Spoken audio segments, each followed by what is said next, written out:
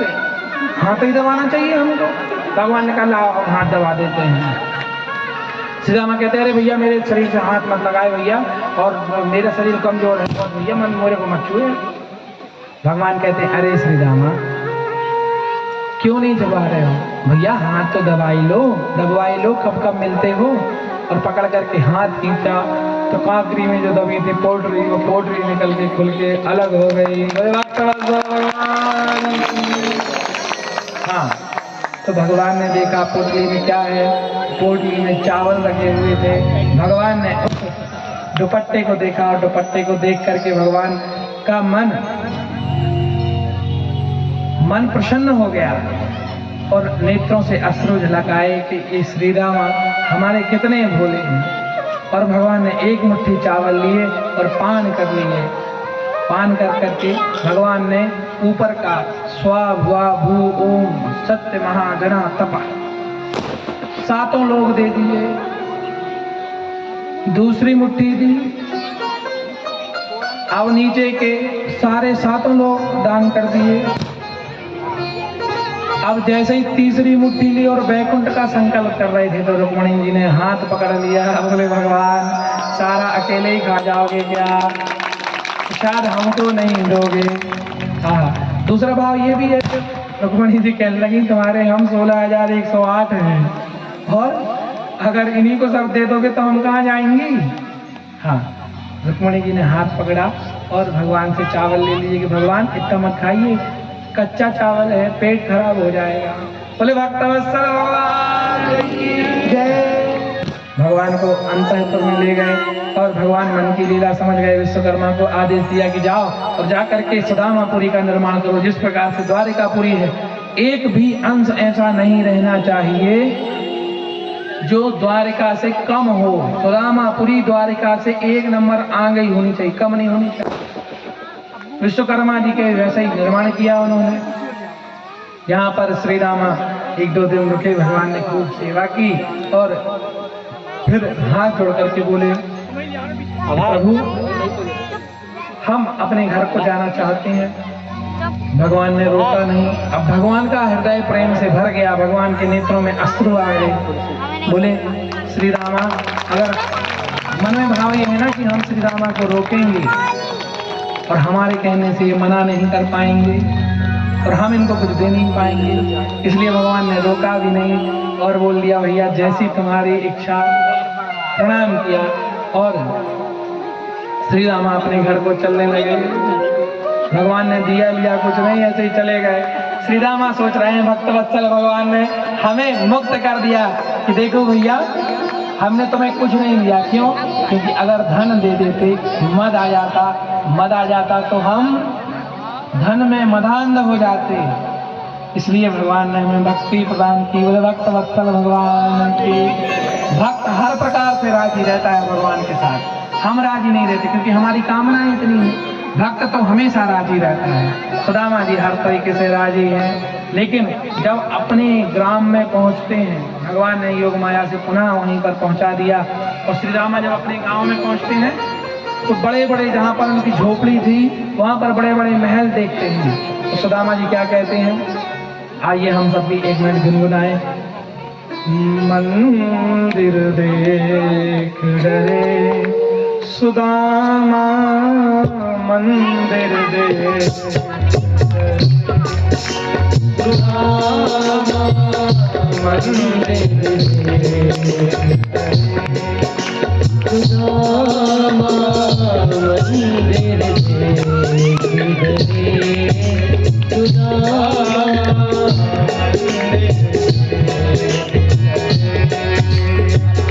मंदिर देख डरे सुदामा मंदिर देख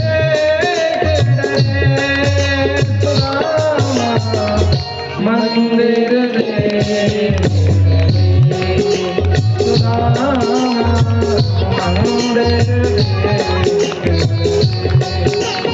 जैसे ही देखा उन्हें इतने बड़े बड़े भवन, कहने लगे यहाँ तो थी मेरी टूटी झोपड़ियाँ, यहाँ तो थी मेरी टूटी झोपड़िया कंचन महल खड़े सुदामा मंदिर दे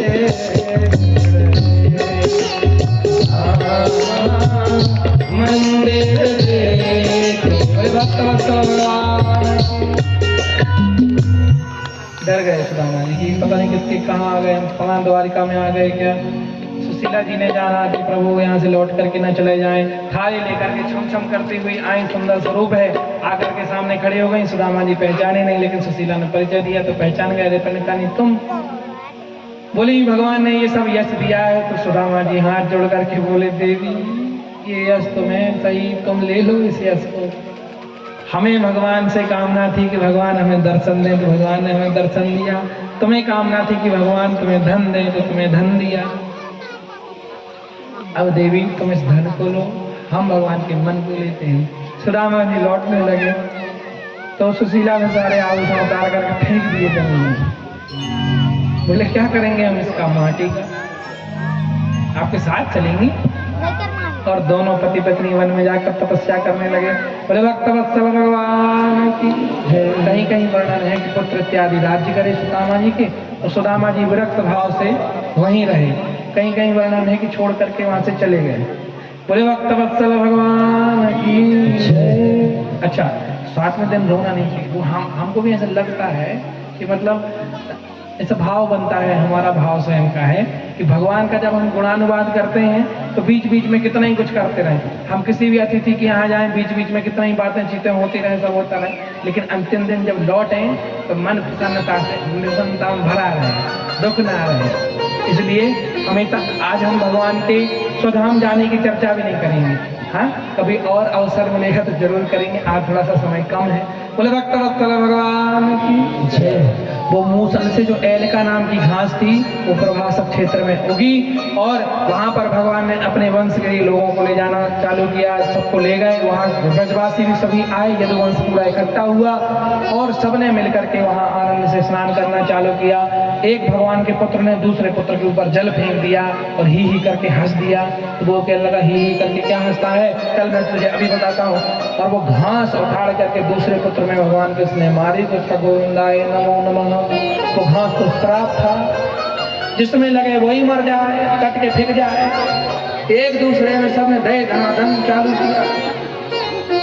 उस लोहे के कण में पिस करके एक छोटा सा टुकड़ा बचा था, वो मछली ने निगल लिया। वो मछली को बहेलिया ने मारा और जब बीच में से उस मछली को काटा तो वो लोहे का टुकड़ा निकला। उस लोहे के टुकड़े को और उस बहेलिए ने अपने बाण के आगे लगा लिया। बोले भक्त वत्सल भगवान की जय। अब उस बहेलिए ने बाण का क्या किया वो भगवान ने वो अपन जानते नहीं क्या किया। बोले भक्त वत्सल भगवान की जय। बहेलिया ने उस बाण को आग ही में जला दिया। अपन खुद के बारे में चर्चा ही नहीं करते। ठाकुर जी गए थोड़ी हैं, ठाकुर जी यही है। हाँ, तो यदुवंश का संहार हो गया।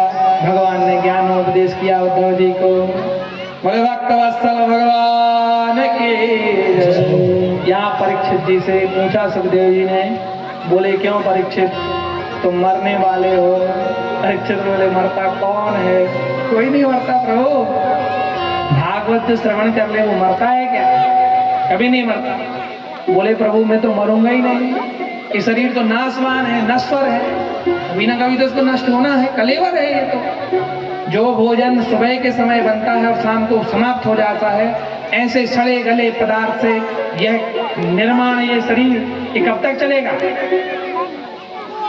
जो भोजन सुबह के समय बनता है और शाम तक रखा रहे तो खराब हो जाता है। ऐसे सड़े गले हमारे पेट में 2-3 दिन 4 दिन, कई कई पुराणों में तो लिखा है कि आज का किया हुआ भोजन 8 दिन तक शरीर में रहता है, मल के रूप से बाहर आता है। इसलिए जब वह सड़ जाता है तो अन्न के सड़ने से ही इस शरीर को ऊर्जा मिलती है। अन्न के सड़ने से ही इस शरीर को ऊर्जा मिलती है। सड़े गले पदार्थ से निर्मित इस कलेवर को हम ये कहें कि ये नष्ट नहीं होगा, ये तो नष्ट होगा ही, तो जितने जल्दी नष्ट हो उतना अच्छा, जितने जल्दी भगवत धाम जाए उतना अच्छा, जितने जल्दी मोक्ष का साधन करने उतना अच्छा।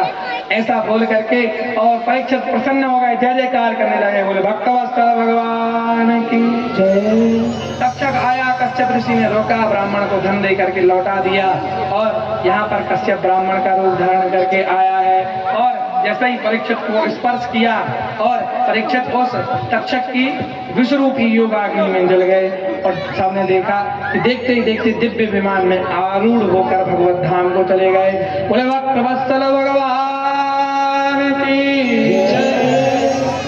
भागवत कथा सुनने के कुछ नियम हैं। भागवत जी का अंतिम श्लोक जो भागवत जी का 18वां 1000वां जो श्लोक है उसको सबको उच्चारना चाहिए। इससे पहले कथा के कुछ नियम है। कथा जितनी आपने सुनी, कथा सुन करके कथा को जीवन में उतारना ही सार्थक होता है। जब जब हम भगवान के समक्ष बैठें तो कथा का केवल एक ही भाव रखेंगे। जब हम भगवान के समक्ष बैठें तो नहीं ये सोचें कौन वक्ता था, कौन श्रोता था, कुछ नहीं। बस हम ये सोचें कि हे ठाकुर जी, हमने कथा सुनी है तो हम आपके हो जाएं, आप हमारे हो जाएं। हमें आपके अलावा कुछ ना दिखे और आप हमारे अलावा कुछ मत देखना जब तक यहाँ बैठे हो। बोले भक्तवत्सल भगवान की जय। देखो प्रभु, हम ज्यादा कुछ जानते नहीं हैं, ज्यादा पढ़े लिखे भी नहीं हैं, और आपने अच्छे अच्छे ज्ञानियों को जब मोहित कर दिया तो हम कौन सी गली के हैं। हमको भी आप मोहित करने, आपकी माया हमको भी नहीं छोड़ेगी प्रभु। हम आपके चरणार बिंदों में, आप हमेशा अपने चरणों से हमें लगाए रखना, कभी दूर मत करना। हे प्रभु, हम अपने हाथ से किसी का अहित ना करें। इस गांव में मदिरापान का थोड़ा प्रकोप है, तो हम सबसे हाथ जोड़ करके निवेदन कर रहे हैं कि भैया दक्षिणा रूप से किसी से कुछ नहीं चाहिए। बस हमको अगर कोई दक्षिणा थोड़ी बहुत भी देना चाहता है तो जो मदिरापान करता है वो छोड़ दे। मदिरा घर को नष्ट कर देती है, मदिरा घर को नष्ट कर देती है, श्मशान के समान घर को बना देती है। अपने बच्चे जो 10-10, 15-15 साल के हैं, 20-20 साल के लड़के हैं, आजकल के बच्चे बड़े मेधा संपन्न हैं, सब मेधावी हैं, दुनिया संसार को देख रहे हैं। संसार के माध्यम से, टीवी चैनलों के माध्यम से कुछ अहित देख रहे हैं, कुछ गलत देख रहे हैं, तो कुछ अच्छा तो देख ही रहे हैं। दोनों चीज देख रहे हैं। अच्छे बुरे की समझ बच्चों में डालें। हमारे एक डॉक्टर साहब हैं, डॉक्टर संदीप पटेल जी, उनने हमको आग्रह किया था कि पंडित जी आप कहीं जाएं, कथा में जाएं, एक चीज जरूर बोलिए कि जो जन्म लेते बच्चे हैं उनको एक तो माताएं मोबाइल में दिखाएं, दूसरी चीज उनको मैगी ना खिलाएं, पास्ता ना खिलाएं। वो बहुत अच्छे डॉक्टर हैं। हमें उनकी बात अचानक से स्मरण आ गई। हम इतने दिन में बोल नहीं पाए, अभी हमें अचानक स्मरण आया तो बोला। बच्चों को वो खिलाने से, वो बहुत अच्छे बच्चों के डॉक्टर हैं, उन्होंने बोला कि ये मैगी और ये पास्ता वास्ता चीजें, बाहर की चीजें खिलाने से बच्चों की जो है स्मरण शक्ति खत्म हो जाती है। बच्चों का जो विकसित मस्तिष्क है वो शून्य हो जाता है। इसलिए बच्चे, छोटे छोटे से बच्चे भी आजकल कहीं सुनी माता पिता की नहीं मानते। इसलिए उनको अच्छा भोजन कराएं, अच्छी शिक्षा दें और आपस में प्रेम से निवास करें। तो सबसे बड़ी बात जो हमने एक चीज बोल दी उसको छोड़ दें। बोले भक्तवत्सल भगवान की जय। हाँ, कथा को यहीं विश्राम देंगे और आने अग्रिम समय में जरूर अगर मौका मिलेगा तो ठाकुर जी की कृपा से और सुंदर सुंदर हम सब लीलाओं का भगवान की तरफ से चित्रण गाएंगे और भगवान की लीलाओं में नृत्य करेंगे। यहाँ हमारे पटेल साहब, बड़े भैया, छोटे भैया, माता जी और उनके सभी जो बंधु हैं, जो मेहमान हैं, तेवर ग्राम के समस्त ग्रामवासी सबने बहुत सहयोग किया। हम यहाँ पर जब प्रथम दिवस आए थे तो हमने देखा कि ये कथा पंडाल थोड़ा ग्राम से बहुत दूर है। हमने भैया यहाँ इतने लोग कैसे आएंगे और कथा पंडाल, इतना सारा पंडाल बनवा लिया, इतने सारे पंडाल में कौन बैठेगा। यहाँ हम लोग 10, 12, 15 लोग और शाम को इतना ही बचती हैं, सब लोग अपने अपने घर चले जाते हैं। तो हमने भैया इतने में कौन भरेगा। लेकिन धन्य है तेवर ग्राम, जहाँ हर 2-4 महीने में भागवत महापुराण की कथा हो रही है और सब लोग इतने भाव से सुन रहे हैं। और यहाँ पर माँ भगवती त्रिपुर सुंदरी की पावन पुनीत कृपा है। माँ भगवती त्रिपुर सुंदरी को हम बारंबार प्रणाम कर रहे हैं कि माँ भगवती आप सबकी और हमारी भी बुद्धि शुद्ध बुद्ध रखें। हाँ, कुछ नियम है, जैसे सबके यहाँ भोजन नहीं पाते तो ब्राह्मण को सर्वभक्षी नहीं होना चाहिए। थोड़ा सा अंतर रहना चाहिए। ब्राह्मण को स्वयं से हाथ के बना के खाना चाहिए या फिर कन्याओं के हाथ से निर्मित भोजन ही ब्राह्मणों को करना चाहिए। उस नियम का थोड़ा पालन करते हैं, उसका कोई भैया बुरा नहीं मानना। दूसरी चीज, हम थोड़ा माताओं से पैर नहीं पड़ाते, क्योंकि शास्त्र में लिखा है कि हर स्त्री को, ब्राह्मण को माता या अपनी बहन के समान मानना चाहिए।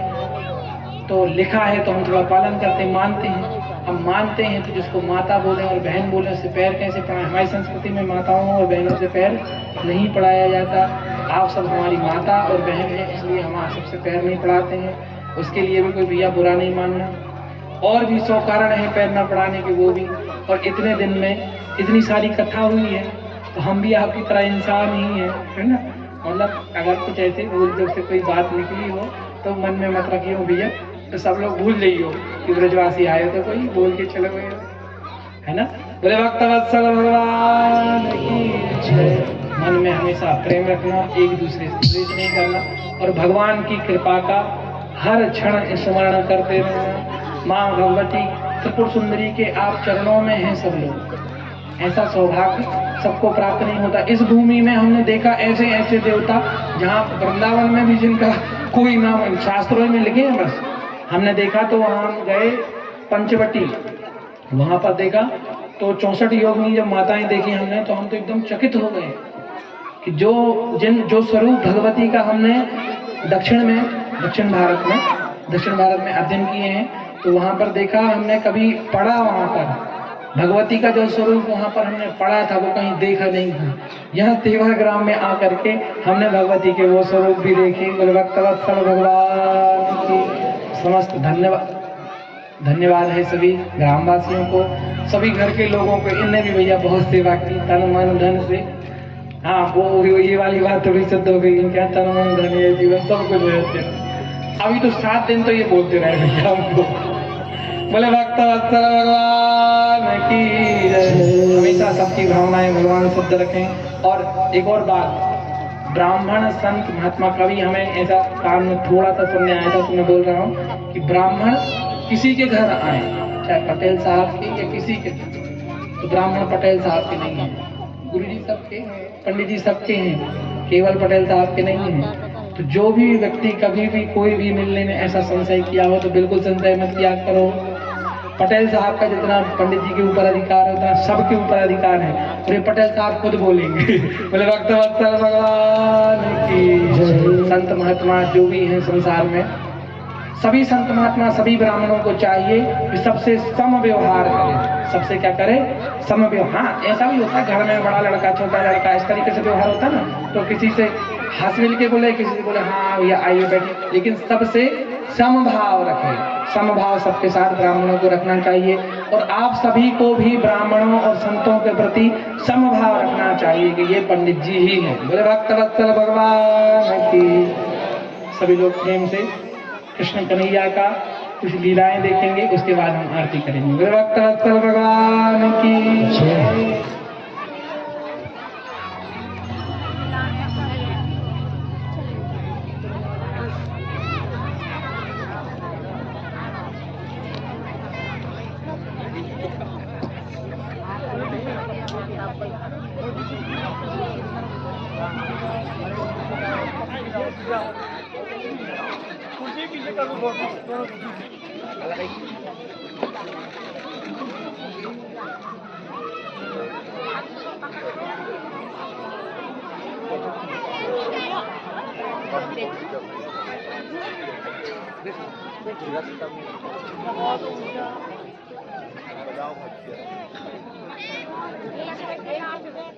बड़े सुंदर लग रहे हैं भैया कृष्ण कन्हैया। सभी को लग रहे हैं कि नहीं?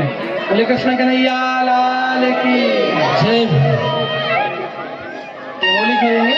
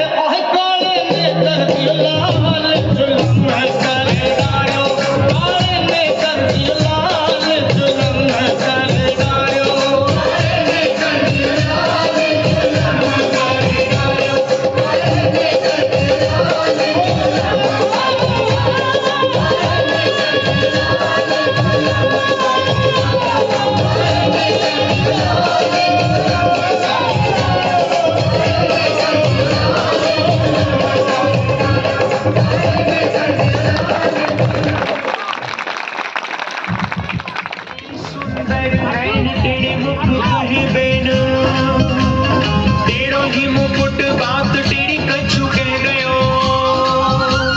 तेरे घुंघरारे बाल तेरी गल फूल मान, और तेरे ही बुलाक मेरे चित्त में बसे गयो, तेरे पग ऊपर नुपुर झनकार करे, तेरी बांसुरी बजाए चित चुरे गयो, ऐसे तेरे टेढ़े को ध्यान धरे माया राम। हाँ लटपटी बाग सो लपेट मन ले गयो, ओ लटपटी बाग सो लपेट मन ले गयो।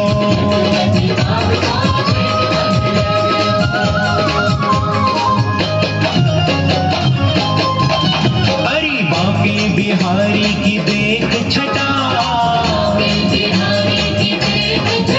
ओ मेरा मन है गयो लटा पटा, हाँ लटा पटा हेरी लटा पटा।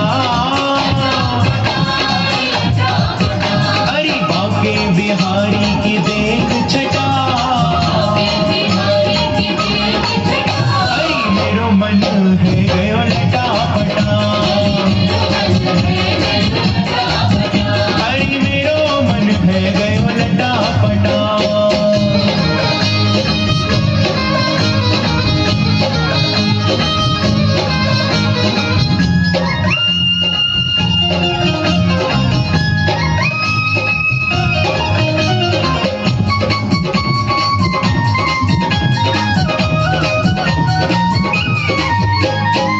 कब से खोजू बनवारी को, हाँ बनवारी को गिरधारी को, हो कब से खोजू बनवारी को, बनवारी को गिरधारी को, कोई बता दे उसका पता, अरे मेरो मन है गयो लटा पटा, लटा पटा हो लटा पटा, हो बांके बिहारी की देख छटा, अरे मेरो मन है गयो लटा पटा, अरे मेरो मन है गयो लटा पटा।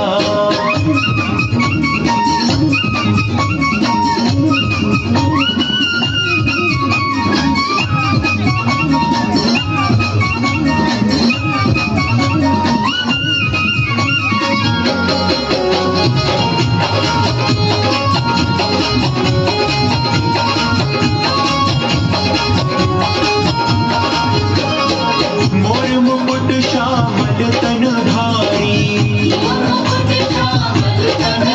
हाँ कर मुरली अधरन सज प्यारी, ओ मोर मुकुट श्यामल तन धारी, हाँ कर मुरली अधरन सज प्यारी, और कमर में बांधे पीला पटा, अरे मेरो मन है गयो लटा पटा, हो लटा पटा हो लटा पटा, हो बांके बिहारी की देख छटा, अरे मेरो मन है गयो लटा पटा, अरे मेरो मन है गयो